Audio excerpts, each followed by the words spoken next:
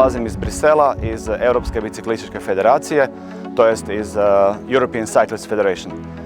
Mi smo krovna udruga svih biciklističkih udruga iz Europe. Imamo više od 70 članova iz više od 40 država, te predstavljamo više od 50 milijuna biciklista iz Europe.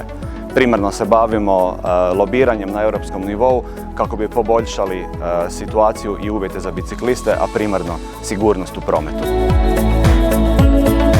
Jednostavno možemo vidjeti da na svim ulicama automobili imaju glavnu riječ. Većina prostora na cestama je podređena automobilima i to se dešavalo zadnjih 50 i više godina. Potrebno je mnogo ulaganja u promjenu, preraspodjelu cestovnog prostora kako bi svi dionici bili jednako zastupljeni. Znači ne samo automobili, nego i biciklisti, nego i pješaci.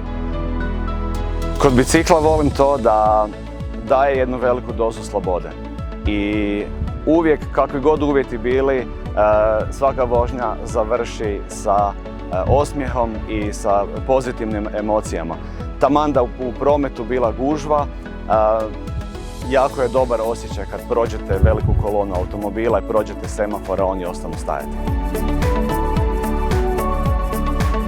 Svaka osoba koja je fiksno vezana za automobil trebala bi probati bicikl i prisjetiti se, ako ništa drugo, djetinjstva, a ako smatraju da im je klasičan bicikl možda limitirajući faktor, električni bicikli su jedan novi svemir koji omogućava potpuno lagano kretanje uz jako mali angažman, a gušt bicikliranja je tu.